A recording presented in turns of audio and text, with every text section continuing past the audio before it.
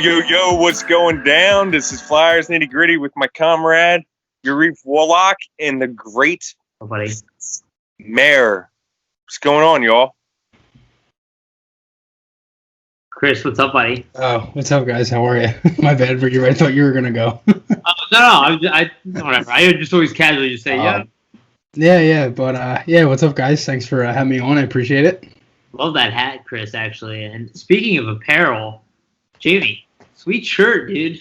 That's why I'm standing up, man. I want you guys to keep talking, but, I'm telling you guys, look at this awesome shirt. This is from flyersnittygritty.com, and this shirt could be had. This shirt could be had because we have a store now. We have a store. It's unbelievable. It's unbelievable. Due to the awesome writers and everybody at this site, Yarif has done a great job. Chris has done a great job. I've done an okay job. You know what? Due to everybody, Lance, Joe, Claire, Julia, Josh, Dan, Ricky. Ricky does the gifts and videos. He's phenomenal. People don't see him, but he does such a great job. A lot of his videos and his pictures are in a lot of our articles and stuff like that. So, Zach, just everybody that has contributed, this is for everybody. And first and foremost, we wouldn't be here without you all today. We love you very much. Flyers fans are the best in hockey. They prove it every week. You're looking at it now. Chris is all pumped for this Stars Tampa game here. Sorry, not Stars, Tampa. Jeez. When I'm thinking about the Stars winning last night, right? The Tampa Isles game. I mean, people just don't stop watching hockey. They're much like all Flyer fans. But you know what? The best team in Philadelphia, we're the Flyers. And that's why we had to come out with the store. Because we got Flyers in our name. It's Flyers Nitty Gritty. And we wouldn't be here without you all today. So, yeah, I'm pretty stoked, man. To be honest with you. I ain't going to lie to you. A lot to be excited about, man. There's a lot to be excited about tonight. I mean, Ruben wears this shirt. He's an NHL, 2020 draft prospect. He could be scooped up by the Flyers. Who knows, right? That would be so freaking awesome. Then, who knows who else is going to wear the shirt next? It could be another famous athlete. It could be, just a great fan, supporting us. And that's the beauty of it. It's not all has to be because of the athlete. The fans are really what makes us. If it wasn't for the fan support, we wouldn't be here today, to be honest.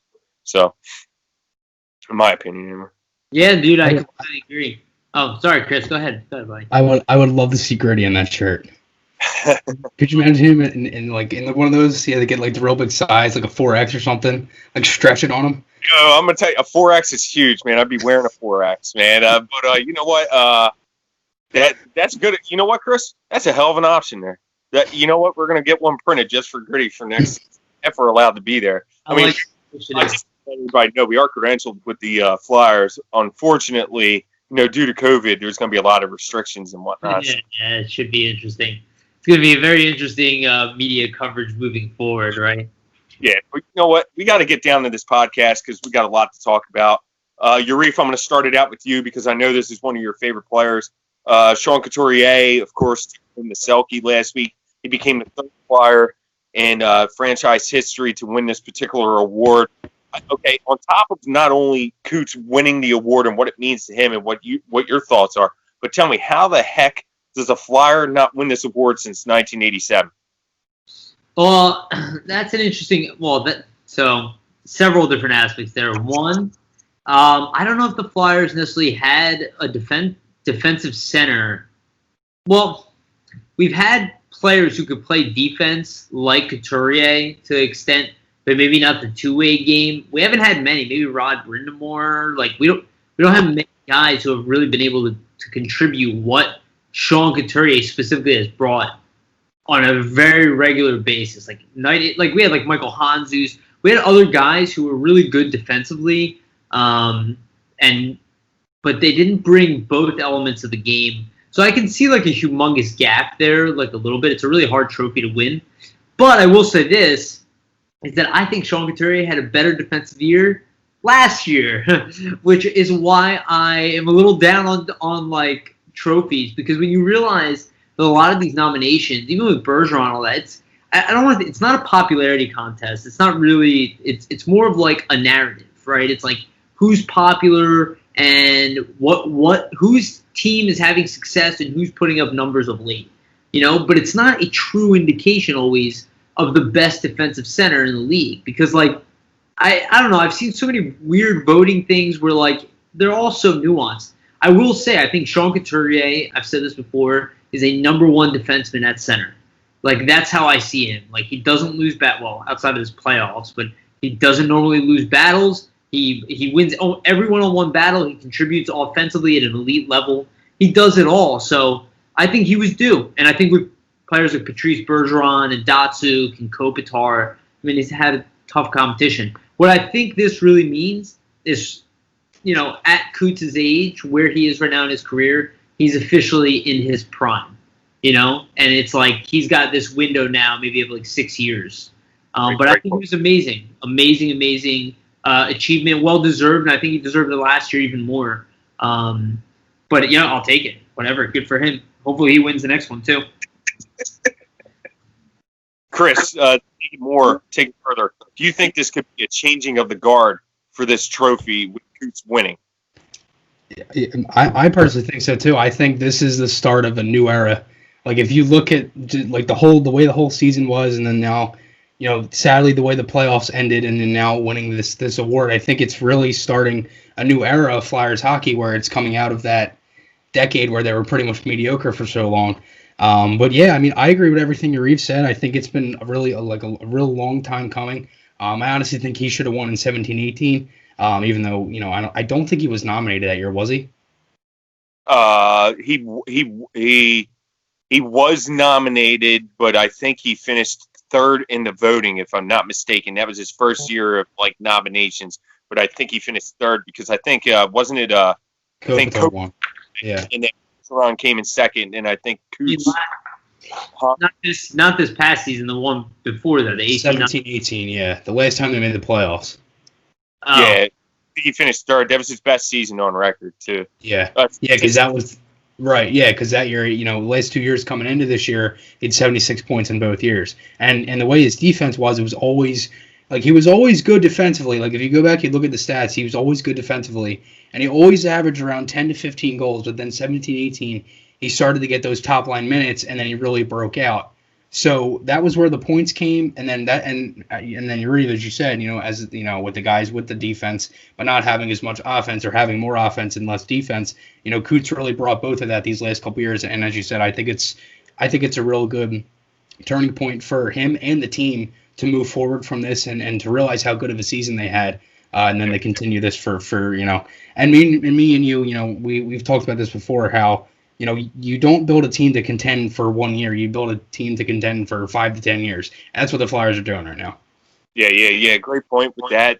That's great ending there. I like that. One thing I will add is Mike Richards was a very good player for the Flyers.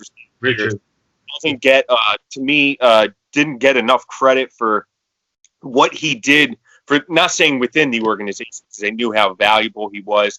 But fans know now how valuable he was. Maybe not so much at the time when he was moved. I know we're upset. But Mike Richards was a very good player. I just remember that shift in 2011, the 2011-12 playoffs, I believe it was. Was it 2011-12 where he had a monster shift? Or was it 2000? No, in 2010. Yeah, it was 9-10. Yeah. It was 2010 had that monster shift. And, man, what a shift it was. But in any sense, I just think that the gamer, that guy, dude. Back in 2017-18 from Coots is that he said he had to be consistent. And that's what the league was saying, too, in terms of, like, the people, the PHWA, who votes on these awards and stuff like that. They were talking about consistency in terms of Sean Couturier. So, if it took him 2 years to be consistent, this was the year. This is his third year of consistency, in my opinion. I believe it is a changing of the guard.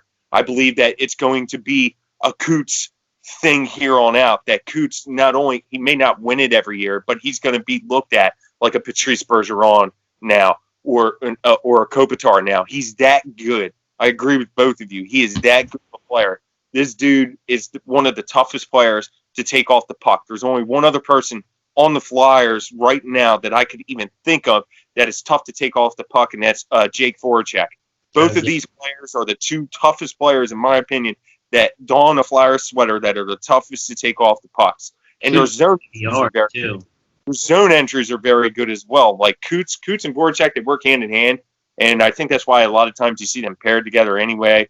It paired together, of course, with the power play as well, because they're just both so tough to take off the puck. But I want before you move on too quickly, I want to talk about something you brought up that's very interesting. The Richards and Couturier thing, because Richards completely slipped my mind, which is shocking because I love Mike Richards. Yeah, I do so. But like that is the last time we had like kind of a elite caliber defensive center. Now he was a little bit different. He obviously was really good shorthanded. He would score on a regular basis shorthanded. He made us one of the best shorthanded teams in the league. His anticipation of the play was absolutely phenomenal. Like his hockey IQ is through the roof, right? Yeah. Having said that, do you think that Mike Richards, I think he had, an 83-point season or an 80-point season at one point? Him and Carter were, neck and neck points. And that was maybe his best season as a Flyer. Do you think that he is as good of a defensive center as Sean Couturier? That's a good question. I believe that Coots is a better defensive center.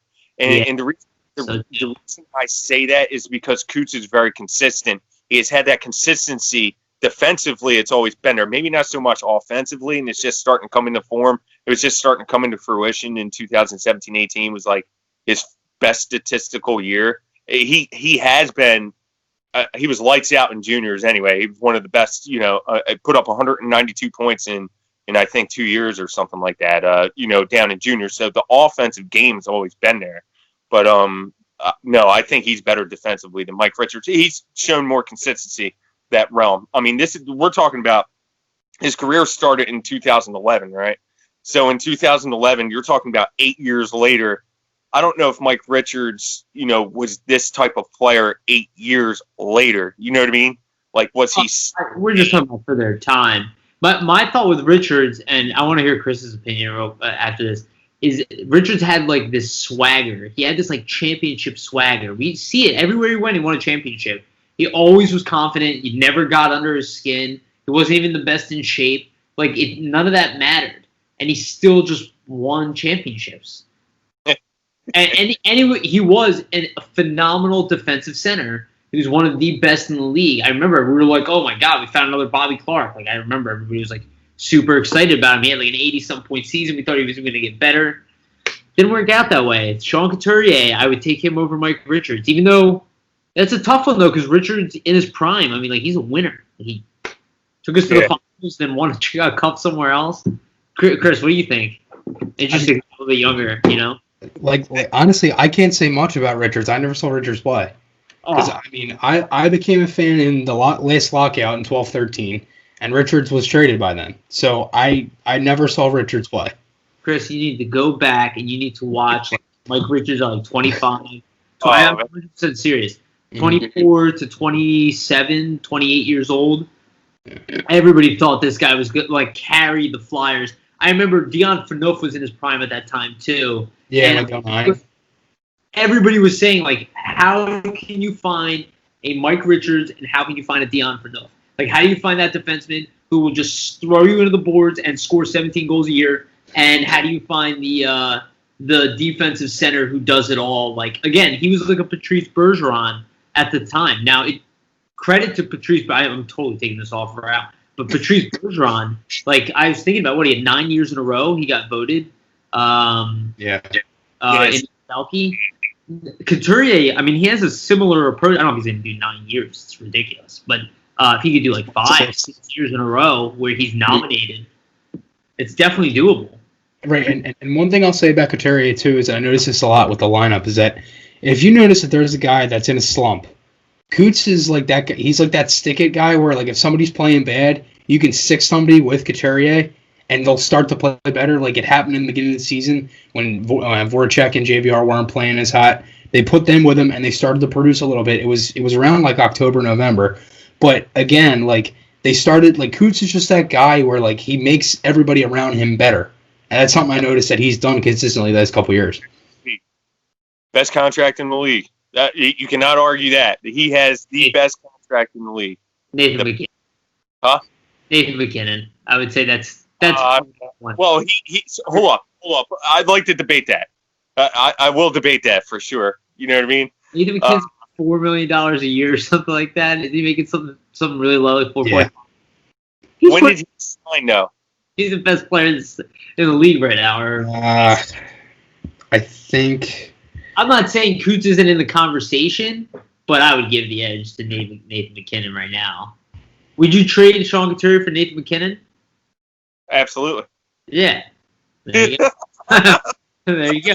And I love Coots. Nathan McKinnon now is throwing stuff out. Hold on. I'm gonna look this up, man. Now you got my eye here. So McKinnon signed in 16-17, 7 years at 6.3. Oh, okay. What was his original contract, though? It was like, was he making something really low? Yeah, well, he won his first contract. No. Right? Yeah, but some of these kids make bank. He didn't see Nathan McKinnon. I don't think he came into the NHL and like destroyed. I remember he was like that 60-point guy. Yeah, he had like a good rookie year like playoff, and then he kind of dipped like 2 seasons, and then he really started to get it going. Because when they struggled, love that. They struggled. You are right. Nathan McKinnon's contract is better. I own that. All right, I'll just admit that. I'll pony up. But I will say, Couturier is not far off. Like, I would not say that that's a ridiculous statement when you said. I mean, you're talking about an elite two-way. That's what he is. What's Anze Kopitar? How much does he make? Kopitar makes how much? What, $10 million or something like that? Somewhere around there. I always forget. I can't remember who makes what on that team. I know Doughty makes. The only one I know is Doughty, who makes like 8-something million. I thought he makes more than that, dude. I don't even remember how much these guys make because everybody's getting like 11, 12, 13 million now. Yeah, it's funny because everybody thought that Sebastian Aho was going to get like $9 million a year at some point. Like, I think it was last year, or the year before, when he was going into his contract year. Every single assumption that I have seen from fans has been incorrect, and I want to point that out. Every single one of them is the assumption that the player will get more money.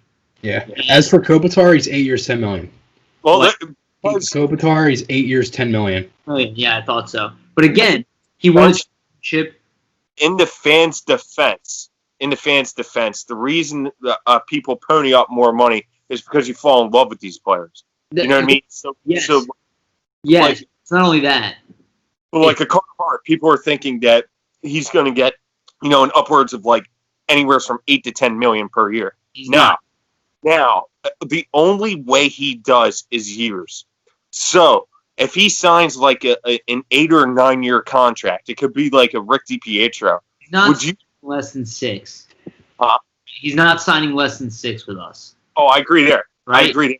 The question is like Ivan Provorov. How many years do you want to go? Do you want to do an 8x64, which I wanted to do, but a lot of people were like, no, that's too much money. It's $8 million. But you have to figure this isn't for possibly the next season. 8x8, you're saying? Right. Yeah, for Provy. It's his prime. Isn't that what he was asking for? No, I'm just saying. Well, yeah, he was asking for $8 million out of the gate. Apparently, that's what his number was out of the gate. 6 years at 6.75. 6.75. So I wanted to do the 8x64 because that's $8 million a year, right? Whereas a lot of people, last season, and Chris, you know what I'm talking about. There's no way he's worth $8 million. Okay, yeah, correct. He wasn't worth 8 at that time, but in a year or two, he will be worth 9 or 10 million. So like the 8 million, yeah. 8 million. Yes, that's an averages. Yeah. It's the same thing like Nathan McKinnon. Where I'm getting at, it was the same thing like Nathan McKinnon, a 7 by 6.3. Really cheap for $14 million. Yeah, for David. For where he is. Draisaitl guy. Ah, man, that's a cheap dude. I wasn't even thinking he was that cheap, to be honest. But value is amazing too. Even at what is it, $8.5 million or something? That's where I'm getting at. Is you look at the Columbus Blue Jackets with ruin of Voracek. I know nobody wants to admit that, but you're looking at Kyle Connor. Kyle Connor is making $7.14 million, per season. but he signed for 7 years, right? So the Columbus Blue Jackets are banking on him becoming the player that they think he will. Devils are another, Nico Hisshire. Winnipeg Jets, Connor. Oh, yeah, you're right. Clayton Keller signed that too. He signed a similar deal. Yeah, I see people are worried about Clayton Keller. I don't seem to have many worries about them. I feel like strong enough. There's no way he doesn't. Okay, well, we're going completely off topic here, but I don't even. Let's reel it back in. Well, no, because this has to do with off-season stuff. Why would the Arizona Coyotes even possibly think of getting rid of Darcy Kemper if they cannot? And I saw Steve Dangle talking about this. And you better watch this too, Chris, because I know you watch him on the right. I watched that already. Yeah, where they're talking about.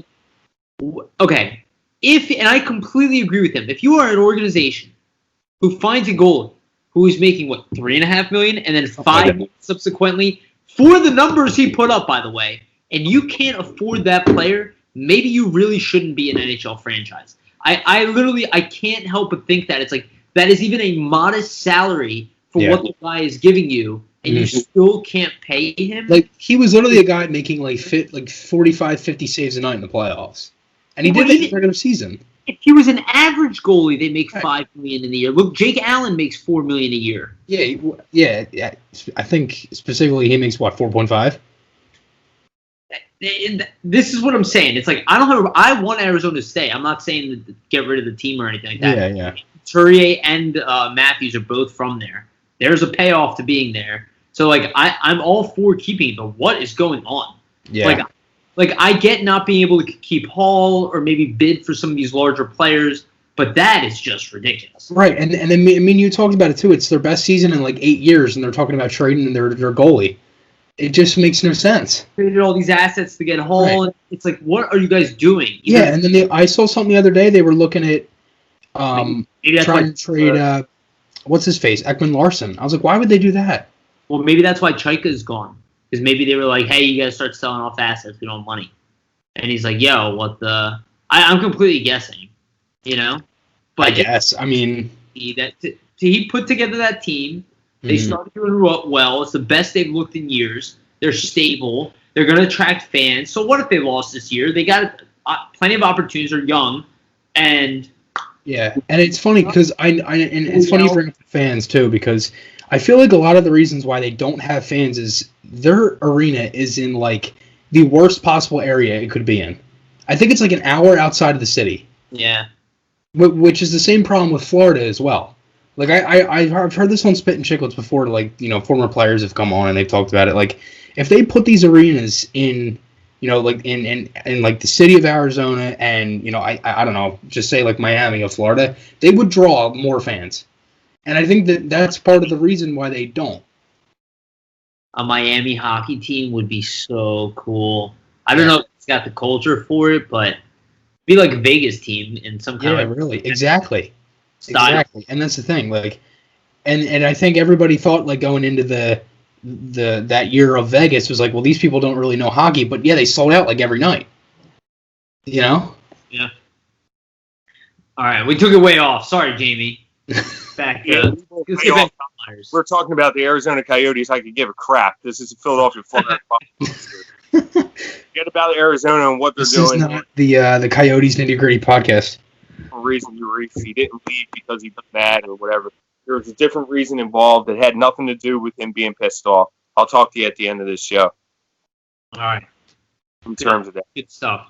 But you guys want to talk about the Arizona Coyotes, man, that's a phone call. We're steering away from this Philadelphia. I love it. He's like, yo, that's a phone call. We keep that private. You know why? Because for once, the Flyers don't need goaltending help. We already have a goaltender, so I could care less about Darcy Kemper if you want my opinion. All right, so do you want to go on our next topic? Because we could talk, maybe we start even with that, backup goalie. Where I'm getting. So, Chris,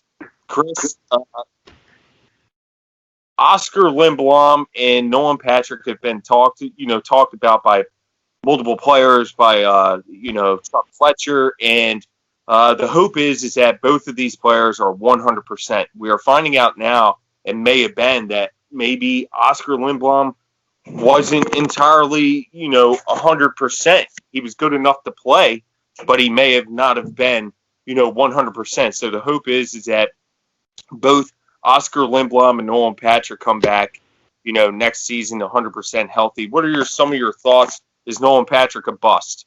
No. Honestly, whoever says that is a total moron, honestly. And those are, like, I put those people in the same perspective as, like, the Trey Giroux and Voracek. It's just, like, to me, it's just, like, that overreaction, like, frustrated, like, talk just to say stuff after a loss. And I never understood it because, like, to me, like, for Patrick, I think the right thing they did was wait and see with him and wait for the next season. That was the right thing from the beginning. And I personally see Patrick as, I think if you look at that draft class, which is what everybody likes to compare it to with the other 4 players that went around him, is that I think since that, I think I probably talked about this before when I came on here, was that the fact that since the McDavid draft with McDavid and Eichel, ever since that draft, everybody expects the number 1 and number 2 pick to play like McDavid and Eichel right out the gate. And it seems like they did that this past year with Hughes and Kakko. Those were 2 guys that didn't really go off the hot starts and didn't produce like they should as number 1, number 2 picks, or I guess that's what they say. But to me, I think Patrick is an amazing player. Absolutely amazing. He's got so much skill. He's physical. I've seen this guy, like when I saw him at practice, like there was one time, I think it was back in February, and it was after practice, and he was out there with Angelo Ricci. He looked so good. Like, he looked like the best that I have seen this guy, and he looked phenomenal. And I could just tell he was frustrated by the way he played, because he played like he was like so pissed off and practicing with him. And I heard this on Flyers Daily before, is that Angelo Ricci has said, and he's a guy that's worked with Crosby, McKinnon. He said he's one of the best guys like he's worked with, or something along those lines. I don't remember the exact words, but that he was. They were talking about how he was up there with all the other elite players. Right. That he had a high elite skill set from training with him. Yeah, and I agree with that. I think he's very skilled. I think we saw it in some of the games. Just he hasn't been able to stay healthy, and it sucks. It really does, because again, as it kind of ties into the holes that we talk about, is that I think if they have a healthy Patrick and Lindblom, those holes kind of go away a little bit.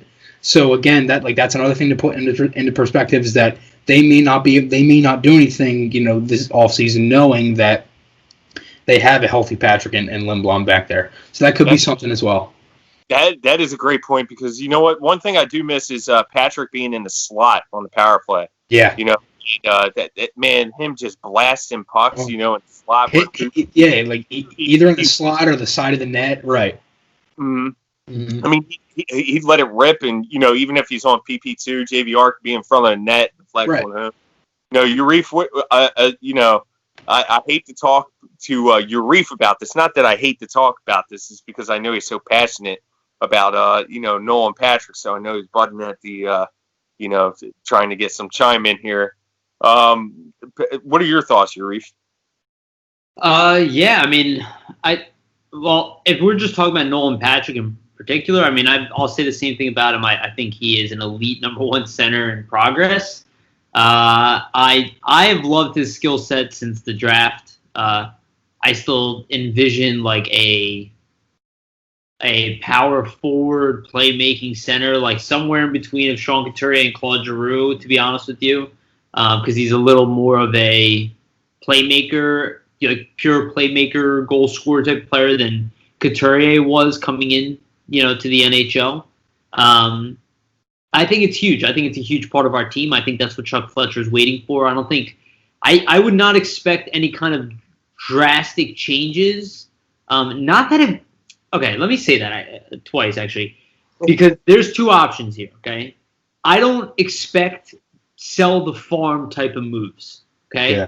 I don't expect any kind of desperation moves. The Arizona Coyotes. Right. Like, I don't feel like even JVR, and I know JVR is a candidate to get traded, but I don't see a situation where the Flyers trade top picks to get rid of JVR to bring in a similar type of player of equal salary. I don't see any of that happening. Do I see potentially a big trade that is a really good hockey trade for the Flyers, yes, I can see that happening.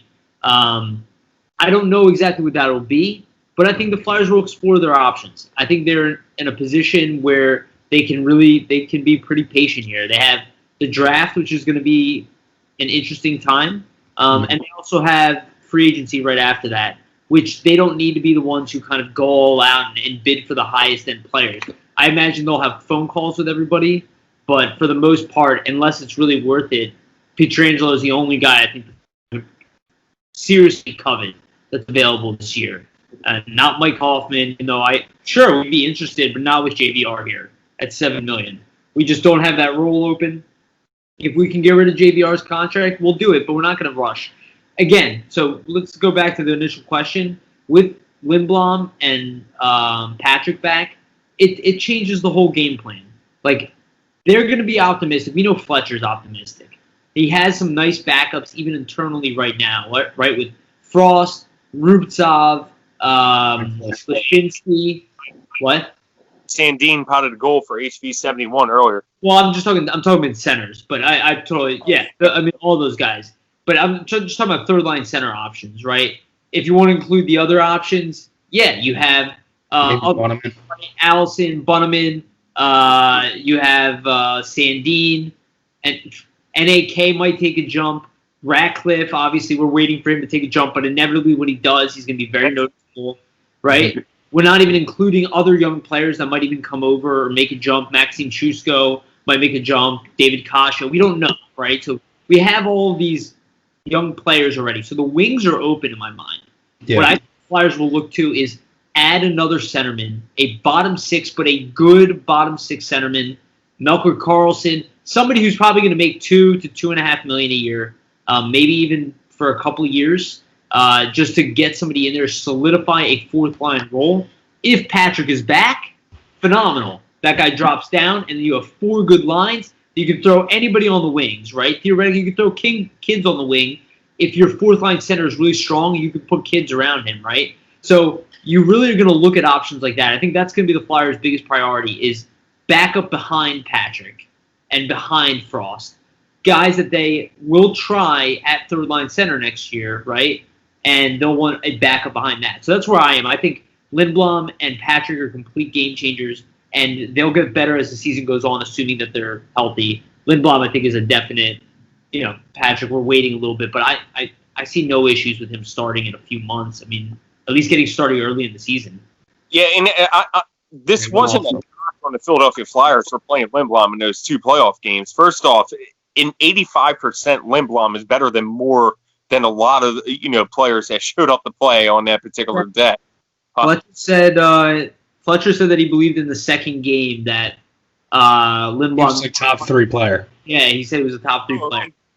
See, I thought he was very good in the first game. I mean, you're looking at a guy who may have been 85, 90, 95%, whatever he was, even 100%. Maybe he was 100% healthy, but his game wasn't there. Of course, obviously, it's going to be missing some parts. But he registered 2 hits and didn't look out of place at all. And that's where I'm getting at is like people, we could say a healthy Lindblom, a 100% Lindblom coming back from the 2 playoff games that we just saw. If you don't believe, I don't know what people are seeing. He may have not have been, the Lindblom of old where he could win all the puck battles and whatnot. But that comes over time. He get his feet wet with those 2 games, get those 2 games off the schneid, just get the feeling of playing again. Then he could have all off season to work out and train as much as he wants, skate as much as he wants. The same thing goes for Patrick. He can work out, skate, work out, skate, work out, skate, work out, skate, get his intensity up, and then get cleared by the Flyers. A healthy 100% Lindblom and Nolan Patrick, I'm telling you, takes the Flyers to the Stanley Cup final. That's how big I think those. I actually don't necessarily disagree with that statement. I don't either. It's just the truth. They have everything, and then you get. Just imagine if this never happened to Lindblom. Just imagine if this never happened to Patrick. They could probably still be playing right now. Would have been, because you know what? They may have been looking at another avenue of maybe snagging up a sniper or a scoring winger or Everything something. would have been different. I did On the not. trade deadline is where I'm getting at because they wouldn't have needed, like, And, oh my god, like my thoughts of it. It's just nuts. and honestly, one thing I wanted to go ahead. No, but one thing I wanted to say was going off of that is that if they have these guys, if they have a Patrick Lindblom, they probably don't have to get Grant and Thompson at the deadline. Right. Oh yeah. That's what Jamie is. Oh, okay. That's what he's implying. Oh, okay. Yeah, so, he started cutting out. no, you're all right because, like, I mean, if you have Lindblom, of course he's playing in the top 6, right? You have Nolan Patrick, he's playing at least the 3C, but I think Patrick would have moved up to the 2C, and you could have Kevin Hayes. He definitely could have played middle. He definitely could have played like middle 6 kind of. You look at the lines. If you look at the lines, if you include them, right? This is what I saw in like the in my mind in the beginning of the year. I'm pretty sure these were my lines. It was Giroux, Couturier, Voracek. I'm pretty sure that these were my lines at the beginning of the year. Lindblom, Patrick, Konechny, and it was Lawton, Hayes. And I forget. No, it would have been JVR, and then the last line would have been Pitlick. I don't know. Raffle, maybe. Yeah, well, it would have been Raffle, and then it could be Kubel. Yeah. No, I guess it could be Lawton. No, I think that's what it was. I had the 4th line with Lawton on it in the beginning of the year because it was before the breakout. So it was Raffle, Lawton, and Pitlick, and then it was Farabee with Hayes and JVR. Yeah, I had something similar, but the one line I had was Lawton with Patrick and Farabee. That'd be fun too. See, that's even now that you're saying it, right? It's to your point. It changes the dynamic ability of this team. And I do want to say we're not even talking about Frost. And I feel like everybody was kind of knocked down a peg because he didn't come in and like dominate the league. But like that's kind of what I was expecting. With Frost, I expected Farabee to make that entryway. I expected Frost to have trouble. I agree. My expectations next year is that Frost will be flying. So, and again, it's going to be during the regular season. I don't know if they're going to do preseason. They might not really do that, or maybe only do a game or so. But I expect him to definitely get time in the NHL. I see. How could you not? I mean, he was already an all-star. He definitely will get time, that's for sure. I see, that's where I was disappointed about the bubble. I was disappointed in the bubble a little bit, and I'm going to be honest to everyone here. I was disappointed that some of these Black Aces didn't make more of an appearance during games that didn't matter in terms of the round robin, and stuff like that. I would have liked to have seen Morgan Frost, whether it be in the 2nd or 3rd round robin, maybe not the 3rd round robin game because that's when you solidify your lineup. Right. It would have been that game, the Pens game. That's the thing. I would have rather played some of those guys, but then again, it's like you're playing your first game in so long. You want to get most of your veterans in. But if you look, this is a great segue for what Chris wants to talk about. You're looking at the Dallas Stars. You're looking at 2 fellow rookies there, making big impacts. What's his name? It's pronounced his name Grindidle or whatever his name is. How do you pronounce his name? Kiviranta? Yeah. Well, no. There's two Stars rookies that really made Gurianov. Yes. Gurianov, yeah. Who's the other gentleman? Because I always mess his name up. Karuda Arena or whatever his name is. Kiviranta. Yeah, I mean, geez, man, sorry, man, I butchered names. I'm sorry about that. I mean, I love the effort, though. You gotta give him the effort. It's all right. At least he's honest. Rookies have played phenomenally, and that's something that could have happened with the Flyers. Like you could have had maybe Morgan Frost inserted against the New York Islanders because of X, Y, and Z, and say, "Oh my God, he made a big impact." He had like 2 goals. Chris, take that away because I know that's what. And Jamie, to go off your point with Frost, though, is that I noticed a lot with Farabee, and I know it's not the exact comparison, but it sort of is because they're kind of similar players. But with Farabee, I noticed a lot versus the Islanders. He got bounced around a lot in the corners.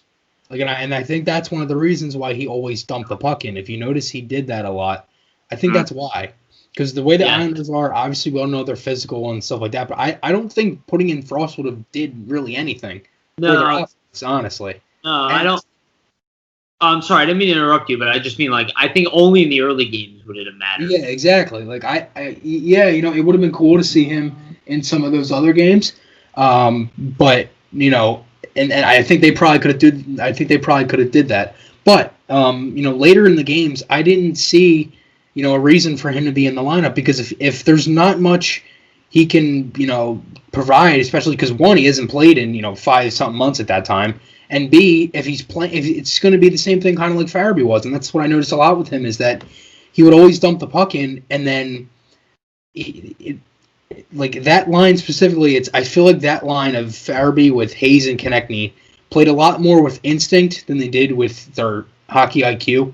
I think that's one of the reasons why they kind of struggled at times was because they just put pucks into random areas and then they would dump the puck in when they should have carried it, or they should have carried it when they should have dumped it, whatever, vice versa. But even still, I think that's one of the biggest reasons with Frost is that I think, and as you said, and as we talked about with Patrick and Lindblom, they can get, stronger and things like that. I think that's something Frost can do as well. And he can go and he can get bigger and come back even, bigger for next season. I thought it would have been cool to insert Frost at when it was 2-1 in the series. I thought that was kind of cool. Going into Game 4, I think I would have inserted, Morgan Frost there. Yeah. And plus, that was the game where Lindblom was in warm-ups, too. What's that? I'm sorry? That was the game where Lindblom was in the warm-up. Just the warm-up, though.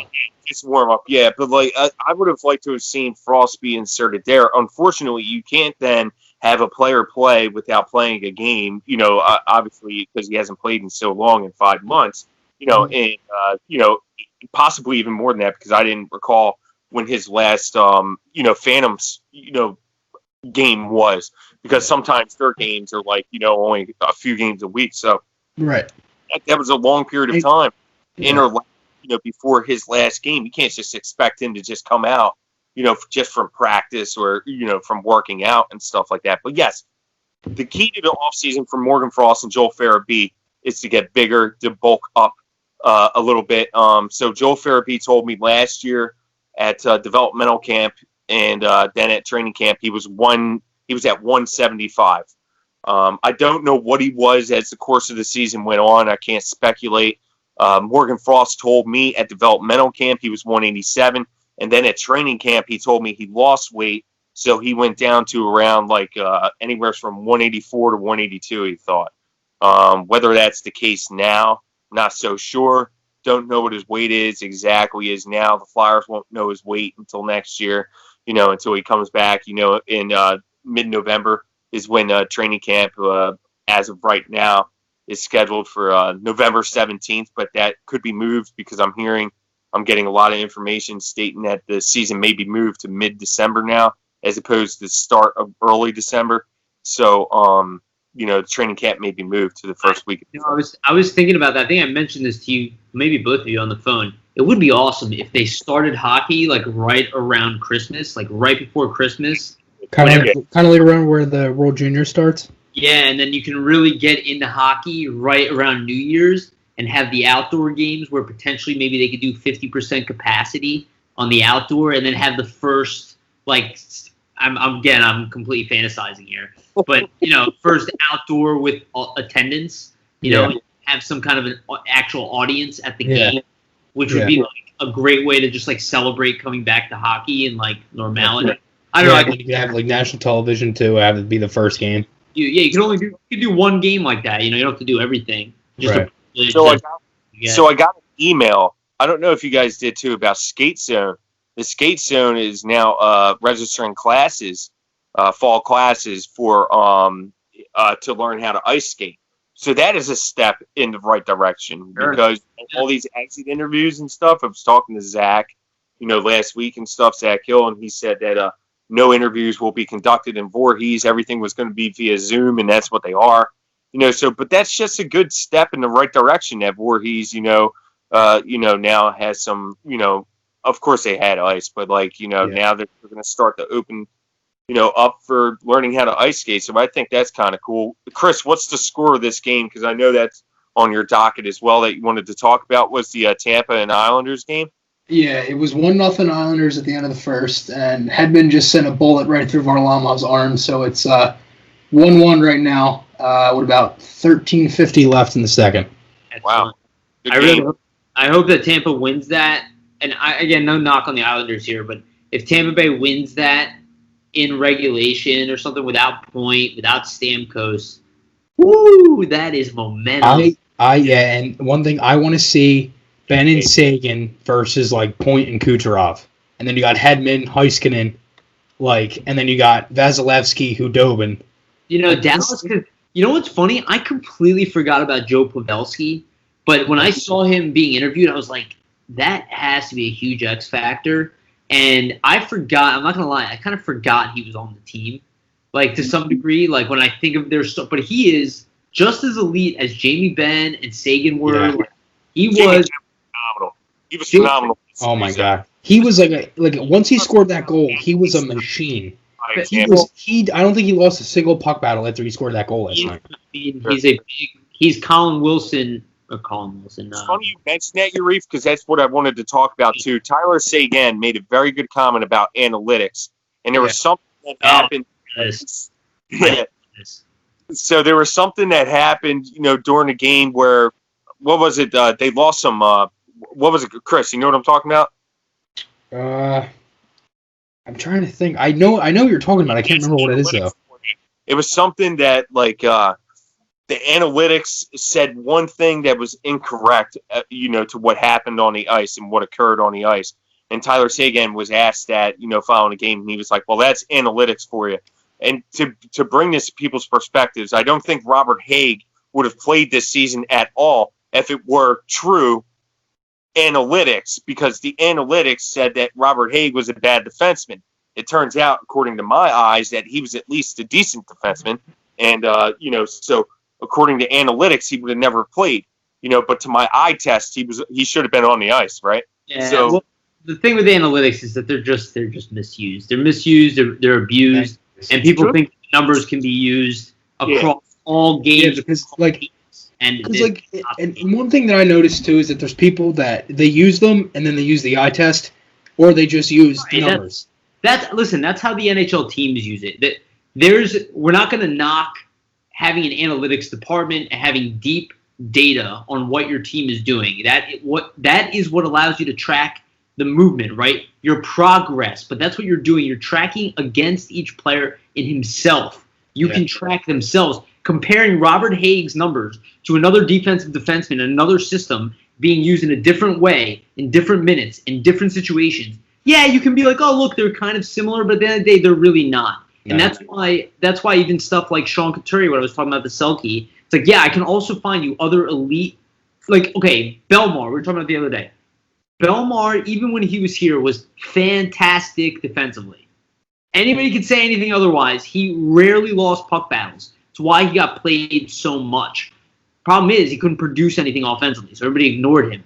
Are his analytics amazing? I guarantee they weren't.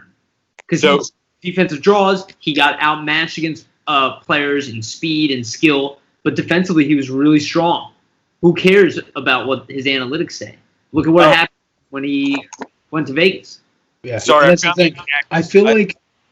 Go ahead, Jamie. I found the exact quote. So, what it was the Dallas Stars became the first team since 1968, since the St. Louis Blues in 1968, to make a cup final with a negative goal differential.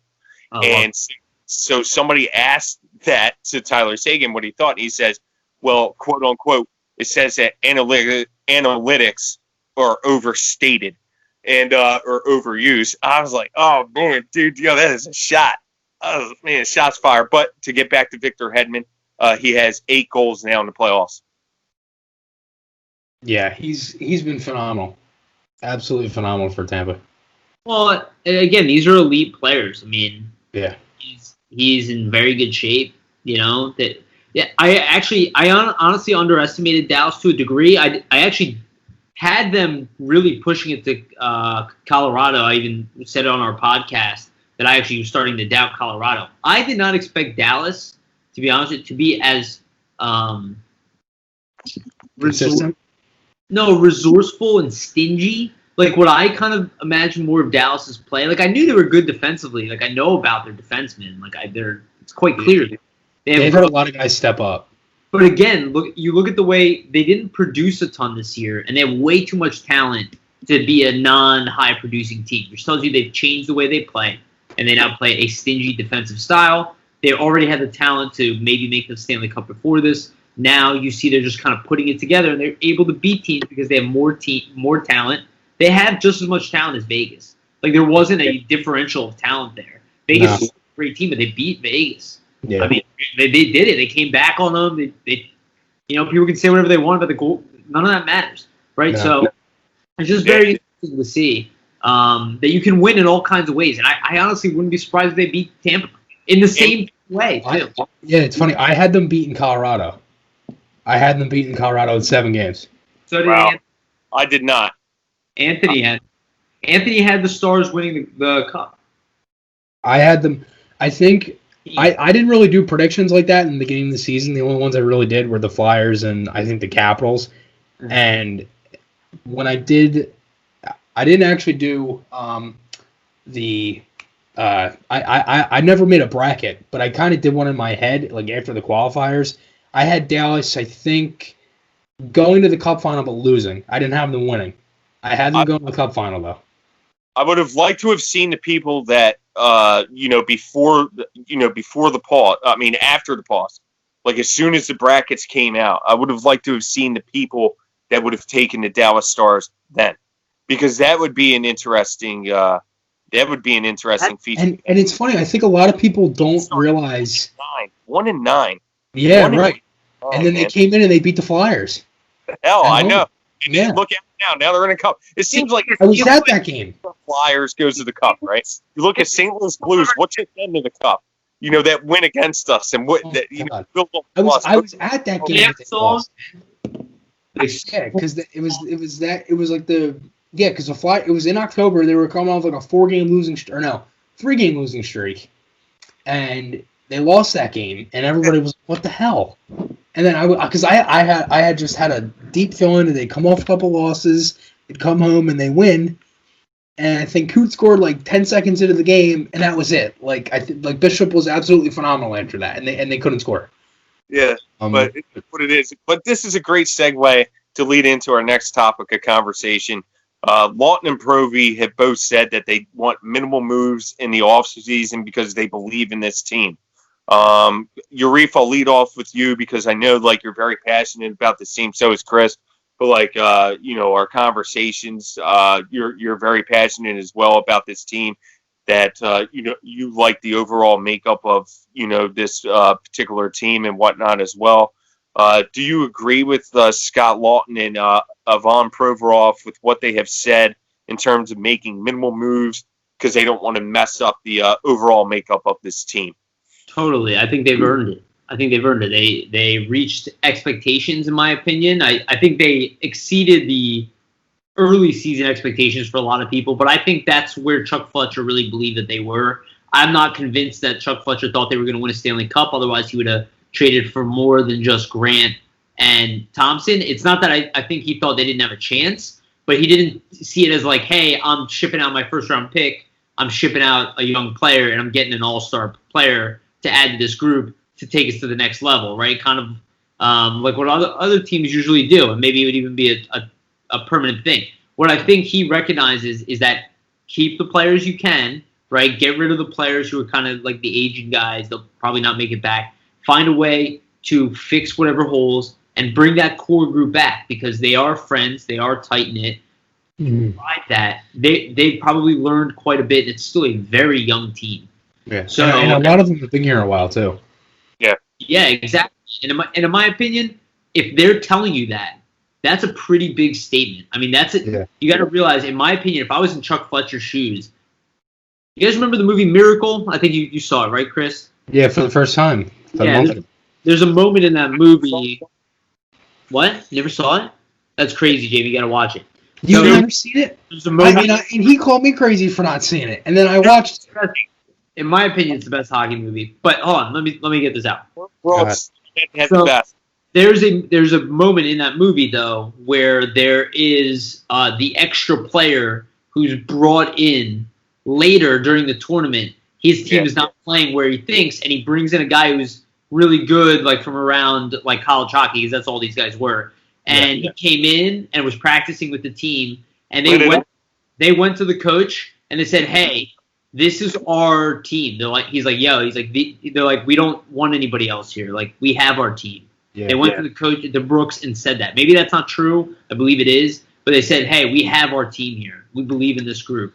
Yeah. From that mindset, he sent the guy home. It's like the same type of idea, right? You have a group that believes in one another. Yeah. It's a big thing. And in the movie, he second guesses it because he was playing well, too. Like I think he was practicing well. He scored a couple goals. He's a really good player. Yeah. But they won. You score 1 or 2 goals, and it really catches the eye of your coach, and it's like, can I take him out? Remember, that's how Misha made the team, right? Misha made the team off of banking off a few goals that he scored in preseason. So he had like 2 goals and 5 assists in the preseason, right? Vorobev, it was more than that. He was like, that was one of the best preseason performances I've ever seen from a rookie. Yeah. And then. Was that this year or going into 18-19? That was 18-19. Yeah. I know this year Torinsky had a good... he clouded some goals, too. And that's I think he had 3 goals. 2 or 3 goals. That's what it does. You know, when you start potting goals, it's like, okay, can we take him? He had some big goals, too. And people... You made a really good point there, because it's sort of like the round-robin games, right? You're not giving your all. And you are, but you're not. There's a level, like, it's not as intense as what it would be for regular season. Just like the round robin games we found out definitely weren't as intense for playoff hockey, where my eyes may have been clouded, and I was like, no, what you can see the hitting wasn't there and whatnot. It wasn't as like physical wise, but it's going to be a little more physical in the playoffs. But I didn't realize it was a whole 180. It was like, teams you're looking at it now, like Boston, they did solid. I mean, they were out, they didn't go as far as I thought maybe they could have, but you're looking at Tampa, a juggernaut, over there who doesn't have Stamkos at all. The good thing is, this is a question I'm going to leave to Chris. Do you think Stamkos now could be on the trade block in the off season because of how well the Tampa Bay Lightning are faring? I mean, I don't think that if you have that good of a team, I don't think you just trade your captain like that. Yeah, that's the problem. But I agree with what Chris is saying. I'm sorry to jump in there, but that's a really good question, Jamie, because they need the cap space. They do. And they've shown that they can win without him, and I think they'd rather. And he hasn't been there enough. He's always hurt. He's been hurt. Right. He's been hurt since he had that injury in 2014. He's been in and out of the lineup. I highly doubt he wants to go anywhere, and I highly doubt that they really feel like it would be fair to just ship him out. Like if he sits LTIR, it's not that big of a deal, right? I mean, I guess financially it sucks. He did skate the other day though. He could play in the cup final. He's definitely going to try. Did he skate? He did skate. Yeah. So then he is trying to come back for the cup final then. Yeah, no doubt about it, dude. Wouldn't you? Did I be out there with one? Yeah. Sean Couturier played with a torn MCL. I mean, let's be honest. Stamkos is going to play in the Stanley Cup. It might be the last chance of his career in his mind. Yeah. You know what I mean? I would do it if I was him. Yeah. Yeah. And I think that's a lot of things that people don't realize is that a lot of these guys play with injuries too. Yeah. Yeah, well, that's it. Playoffs. Oh, yeah. If you're not banged up, it's like, Lane Vigneault, said the other day, everyone's banged up. It's not just one particular person. Every single player is banged up in some way, shape, or form. And he is 100% right. Everyone is banged up, in some way, shape, or form. But, how great was AV's quote? I'm going to leave. This will end. We'll have to talk about the draft and whatnot, at another time and all. Because I am a big draft guy anyway, but I see we're way over our time here and whatnot. But listen, AV's quote: he guarantees that they're going to challenge for a cup next season. How great is that? That was a quote unquote. I guarantee challenge for a cup next year. That is a lot of confidence right there. I mean, And he's I would say the same thing if I was in. so would I. And So would I. not only that, I believe it, Same. and I see no reason why it can't happen. I mean, that's why if I was Chuck Fletcher, I'd be weary of this expansion draft, and like losing like a key asset of some sort. But I also, if I could swap an asset right now to get even a couple assets, I have lots of youth depth. If I can bring in an elite player into this group, another one, like a guy who's like look at the impact Kevin Hayes made. Can we bring in another player of that impact? It's unfortunate that JVR is not that type of impact player. If he can be that on a consistent basis, we won't need to trade. But that's why I think the Flyers will be slower to make that move. But if JVR doesn't perform and all that, they'll probably look to bring in a better veteran. Yeah, because that's the thing. It's like I think they're hesitant to make that move because they know that the guys they have now can be that guy. JVR is very close to Giroux and the other players on the team. It's like it's something to consider, right? Like Giroux and honestly, each other. Yeah, and honestly, I think too with the way JVR played, once he kind of took that step where he was out of the lineup and then came back in, he looked really good in those couple games. I think it was games 3 to 7 were like his. I shouldn't even say game 7 because nobody played good really, but games 3 to 6. I thought that was really good for JVR. He had 2 goals in 2 games. He looked really good on really a lot of his shifts, and I think he can take that confidence he had there a little bit, and just ride it into next season. Because again, it's such a short turnaround too. It's great what you say about JVR because I mentioned this earlier to both of you, and we've talked about this. JVR is a goal scorer, and what are goal scorers? They are streaky. They're not always going to score. You know what I mean? No. And the one thing that you look for is what? You don't look at JVR's assists. What is the first thing that you're looking for JVR? You're looking at goals because he's not he's not. It's not that though, Jamie.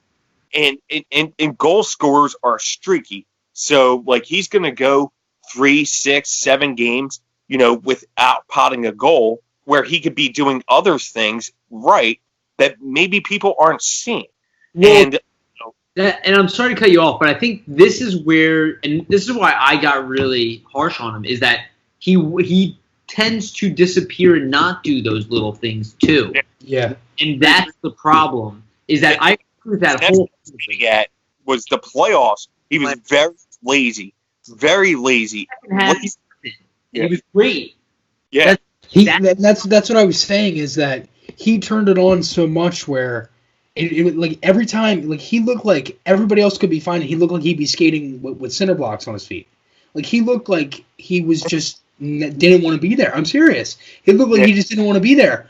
And again, it's just the way he played, and it was the little things like a lot of the back checks were slow. Everything. He just looked so disinterested. And then once he was out of the lineup, that one game came back and he was just bam right on it. And then he was flying. And then they had that third line, him, Lawton, and Pitlick. They had the goal in game 3. Yeah. And they generated a lot from there. And then I think JVR, did he get a lineup boost at one point? I think he did. Yeah, he went to the second line at one point. So that was one thing too, was that he started to play good. And it's funny because Lance brought this up in an article. I believe it was Lance at least. He said he was kind of in AV's doghouse. And it's a great I think for the majority of the season he was. Because I talked about this before with Wayne Fish, was that he was telling me that he thought in the beginning of the year, and there definitely was, that there was a little disconnect with him and AV. And you could see it, like the way he played, the way he treated him, fourth line, whatever. And, it looked like that kind of went on for majority of the season. So I think now that JVR knows the way AV is, and as I said, with the confidence he has that first season out of the way, he can go into that next year and have the confidence, know what he has to bring, know what the coach expects of him, and he can play a lot better. So I was at a practice. It's funny you mentioned that because I was at a practice with JVR in the locker room, and when I asked him, this was back in around the November, December time, and that's when Lance was with me as well. So Lance and I are there, and I asked JVR, being demoted to the fourth line, because that's when he was demoted to the fourth line at that particular time. And I asked him a roundabout way about, how do you feel? Are you going to, how are you feel with your coach and, different things, not that exact way. I forget exactly how I worded it. And he said, I'm not going to answer that question because I don't want my words misconstrued. And then that's when that clicked to me. Okay, well, there may be something going on with him and AV, but at that particular time, I didn't know if it was enough, because it could have been emotion as well. Because again, this was around the time where he was finally demoted to the fourth line. He just kept getting pushed down. But was he in AV's doghouse in the playoffs? Yes. But it wasn't just my thing was it wasn't just JVR in AV's doghouse as well. You're looking about Scott Lawton being healthy scratched for a few games. So I think AV was doing everything in his power, to try to spur, the players. So, No. and I think one thing that came out of that was the big boy pants comment. Yeah. Yeah, the big boy pants, yeah, for sure. That's, But well, what was Lawton being benched for 2 games? Right, that's the thing. So And that line was literally guys that were Pitlick, up and down the lineup, Lawton out for the game before, JVR, who's been in and out of the lineup all over. And it's a game where those 3 guys, that was their best line that night. Well, here's the conversation you have as AV, right? This is my guess, okay? That was his first year here as coach, right? That's what I would say to them at the end of the year. I would say, hey, guys, you did a good job. Everybody played well. Be proud of yourselves, hell of an effort. But we're going to raise the bar. This was only year 1. This is only 70% of where I want to get to. Next year, we're gonna push another level. So have a really good offseason, because you're going to be the most in shape you've ever been in your life. That's literally what I would say to them. Be like, and we're going for a cup run next year. So here's your test, right? Here's the taste. Now you all recognize we're not there. So let's go. Literally, that's the conversation I would have. And then I would assume that Chuck Fletcher would go out and get me, with the current makeup of the team, one other additional player, which is really what you need. You get a healthy Patrick, a healthy Lindblom. I mean, you raise the bar. That's what needs to happen now. The expectations need to be, hey, guys, we need to be the hardest working team in the NHL. And I think one thing is that a lot of people now have the expectation of, they make the playoffs, miss the playoffs, make the playoffs, miss the playoffs. Now that they made the playoffs, everybody's going to be expecting them to miss again. No. Because of what they did. They won a playoff round for the first time in 8 years. So now you're looking at them to be a cup contender next year. Yeah. Now after this year, because to be honest with you, they were a cup contender entering the playoffs. Yes. And they this after they playoffs. I didn't mean Flyers fans. I meant other NHL fans. Well, failing doesn't make you not a cup contender. This is what I don't understand, and why people think that we need to blow this team up, right? They were 1 game away from the Eastern Conference Final. Oh, my God, I said the same thing. I mean, Dallas was 1 win away from the Stanley Cup Final. They played like crap in Game 7. But let's give it to the Isles. The Isles are 1 year ahead of the Flyers, right? The Flyers were where the Isles were the previous year. I don't agree with that statement. I don't know. Because you're looking at it. Barry Trotz took a team. Barry Trotz finally... I think it's Trotz effect. Let me get my point across real quick, right? Sorry. Barry Trotz was hired, right? They lost John Tavares, right? Did they not? That was the first year they lost John Tavares. Huge loss. But Barry Trotz comes in. Who does he have? He has Robin Lehner as his goaltender, who wasn't the best goaltender by any means with the Buffalo Sabres, correct? Right or wrong? Yeah, but he was a good goalie everywhere now. No, now. But he wasn't with Buffalo. That's why Buffalo let him go. Buffalo would have kept him if he was a decent goaltender there. He wasn't great with Ottawa either. Huh? He wasn't great with Ottawa either. He came to the New York Islanders on a cheap deal. What was it? A 1 year, $2.5 million deal? Same like Brian Elliott or something like that, right? I have no idea. It's good goalie that way. What's that? Like he comes. it makes sense. He comes and he took them. And he took them to the semifinals, just where the Flyers were, just exactly where the Flyers were, and lost. Barry Trotz comes in this year, What happened? Second year, no John Tavares, no Robin Lehner, but takes Semyon Varlamov, who was a decent goaltender with the Colorado Avalanche, upscales his game, and now they're in the Eastern Conference Finals after they ousted the Philadelphia Flyers in Game 7 of the semifinals.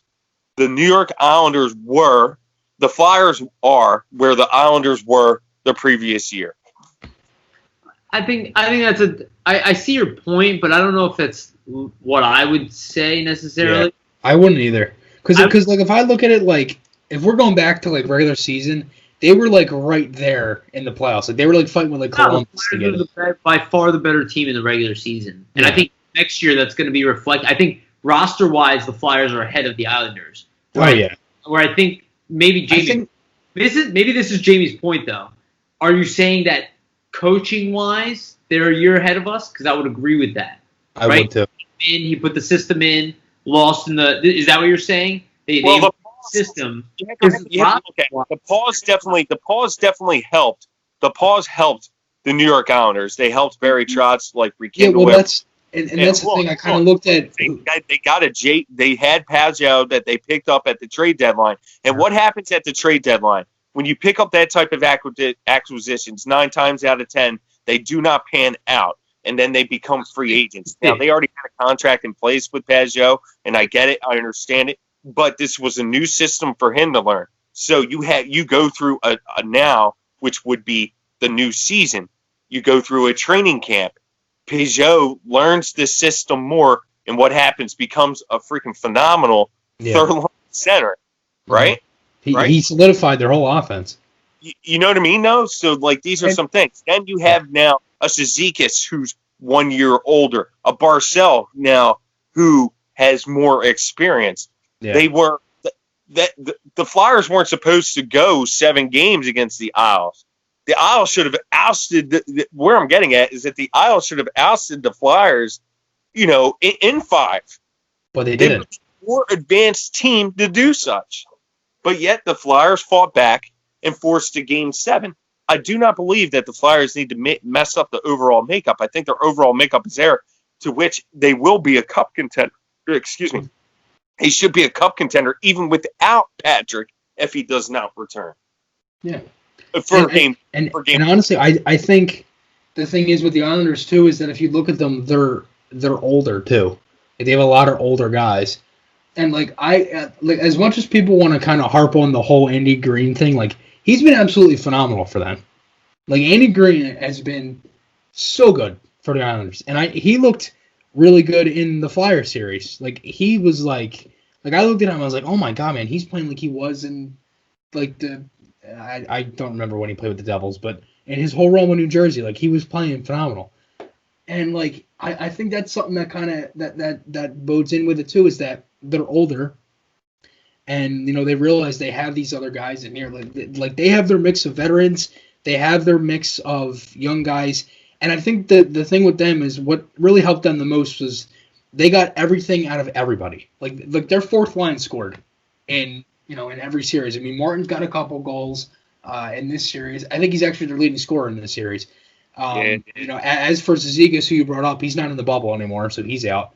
It's injury. I feel bad for him. Oh man, what a horrible injury. But, yeah. It is. And speaking of the Islanders, the game's 1-1 at the end of the second. It was 2-1 Tampa, but it got called back for a very blatant offside. And literally, the puck was 3 feet in the zone, and the guy, he was in, and the puck was. It's the Flyers' number. I don't know what it is. I don't know what it was. Yeah, honestly, and one thing I think a lot of people that forgot too was that was the only team in the Metropolitan Division that we didn't beat this year. 2-1. Yeah. Yeah, right. 0-2-1, and the games that they played, no consistent effort at all. None. They had a blown 3-0 lead. They had the comeback from a 3-0 deficit. Or something? Was it one lost 6 or 7-1 or something like that? Yeah, against no, they lost 5-3, 5-3, 4-3 in shootout, and then 5-3 again. But the game, the score didn't really reflect the game. It was more of a closer game, from my memory at least, like for me watching those games, because again, it's a blown 3-0 lead at home on a game where you just played Ottawa the night before and you lost on the road 2-1. Should have came back and won that night. And then the first game where they lost 5-3, that was a game where you had to end the month against them and the Penguins on the road, and they got smoked in both games. Lost like 7-1 and 5-3. And then the last game, you're down 3-0 at, I think it was the first period, you were down 3-0. You storm back, and then you give up and then it was the game-winning goal with 40 seconds left with a horrible defensive coverage out there. And then they lost. And then there was an empty netter on top of it that lost 5-3. So the game was, to me, was a lot closer than what it seemed. But again, that was just the one team they didn't have that consistent 60-minute effort against, where they played good consistently in defense, offense, could score goals, power play looked good. They had good goaltending all night. Didn't really give up squeaky goals, whatever. And it hurt them because I don't really think they had a consistent game at all against them in the whole 7 games they played. So that's another thing as well. And now you got Peter Laviolette with the Caps. Reef, what do you think about that? Lavi, I think they made the right choice. I think they were actually all the options they were looking at were good options. I think Lavi is the right coach for Ovechkin and company. He's going to go in there and tell them they're all super talented and that they're the best players in the league. And they need to be reminded of that. They're going to play an up-tempo attack game. They might not play as disciplined as everybody needs them to, but he's going to get them riled up. I think they need a little bit of fire and fury underneath them. And they obviously needed a change. So I think it's a good hiring. It might not turn out to bring them a championship, but he's definitely going to make them more competitive than they were last year. Now, that doesn't bode well for the Flyers. Having said that, I'm not too concerned about it, and good for Laviolette. He deserves a job, and I think that's a good place for him. It's a good-sized market. He's going to be playing with OV. I mean, they could end up being one of the best teams in the league next year with Laviolette, the way his reputation is, He comes in, lights a fire. I agree, too. My only question, though, with that is, what happens if they don't sign Holtby? He's free. So word came out today. They believe that Holtby will be a free. Like, they're not going to sign him. Holtby. He wants the term, and he's going to go get it from somebody. Yeah. When I was them, I would look at Fleury if he was available, and I would try to pair him with him. So good idea. If Fleury is going to be available, he would be my top choice in the offseason if I needed a goalie. And I can't believe people have fallen off of Fleury so quickly just because Robin Lane took his job in one. It's crazy. It happens all the time. And same with Murray, too. Like, they just fell right off of him, and then they did it. It happened again in Vegas. Murray has his own problems, though. He's got the injury problem, though, right? Yeah, problem. He's just he fell off a little bit, too. A little bit. Yeah, he was very good. I don't understand how you go downhill like that. I am not concerned about the Capitals at all. I'm going to be honest. I am not, because I think the Flyers are a better team than the Washington Capitals. Oh, I'm not either. I would agree, but I think Laviolette's a better coach than I forget the name of the coach. Todd Reardon. He's actually now assistant in Pittsburgh. No, I'm not saying he was a bad coach, but when I watched that team play under him, I was like, that's not going to get it done. Mm-hmm. Like, they just weren't that intense of a team to play against. They were really easy to play against.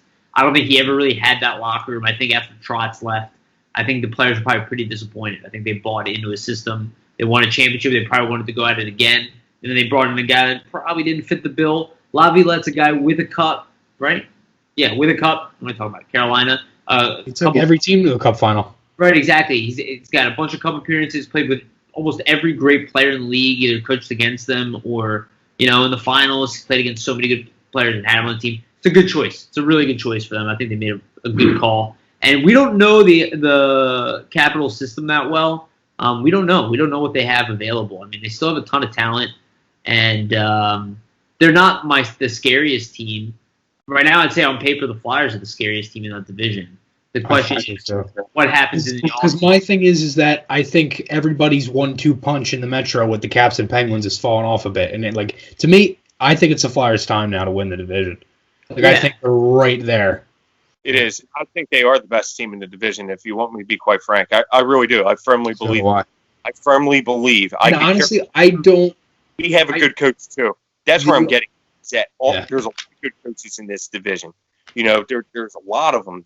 You got Peter Laviolette. You got Barry Trotz, who won a cup. won a cup. Mhm. I think the Flyers, to me, I even think that they're better than the New York Islanders, in my opinion. I just that pause just hurt. I don't know what it is, but Again, playoffs are a different animal. We have to remember that. It's And, and again, like I said it before. Sorry, I didn't mean to cut you off, but whoever I said it to is that whoever had or got that momentum going into this was going to go far. And the two teams I look at that have gotten it are Tampa. Actually, really all the teams, honestly, Dallas, Tampa, and the Islanders. And I think Vegas had it too, and then they kind of went down a little bit. We can't make excuses for the Flyers. Flyers blew it. We had the momentum. We showed the early signs. We dominated during the year. Flyers blew it. They got outcoached at times by New York. You know what I mean? We got out. They didn't play as well. Couturier, our best players weren't our best players. I mean, they were, but they weren't. They didn't have their best hockey. Consistently, couldn't do it. But we have next year. Jamie, I think we're a little over here. We've gone 20 minutes since we said we were going to end it. So yes. So thanks a lot, everybody. Thanks for this, Chris. Thanks a lot for coming on. We appreciate it very much. Yarif, it was always nice talking to you. Everyone, thank you very much for all your support. And check out our store again. This great T-shirt, y'all could have it. There's a lot of stuff there. There's hoodies, mugs.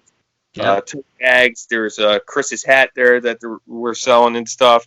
Yeah, see, he got it from our store too. Chris's shirt. We got a lot of good things brewing over there, man. We just got a lot of stuff in Chris's room there that's currently being sold at our store. So check us out. Chris himself. Yeah. Chris, where can everybody find you? So I'm on YouTube at FlyersFanMania93, and then Twitter at _Chris Maher. And then I'm the co-host of the Flyer podcast, and I thank you two gents for having me on tonight. I appreciate it. As always. I love that hat, by the way, Chris. That hat's dope. Thank you.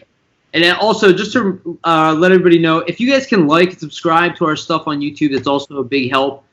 Just for us to know. We see that a lot of people who watch aren't always subscribed. Definitely helps us. The more you guys subscribe and like, the more we get recommended, the more we grow. So. But thank you, everybody, for listening so much. And, this has been awesome. And it's so exciting to have stuff for people to buy. We hope that it works out. We're happy with Teespring. We're hoping that service works out for us. So, pretty cool, Jamie. Nice milestone to have T-shirts. Who would have thought that logo would now be on clothing only a few months later? Pretty cool. Stay gritty, everybody. All right. Thanks, everybody.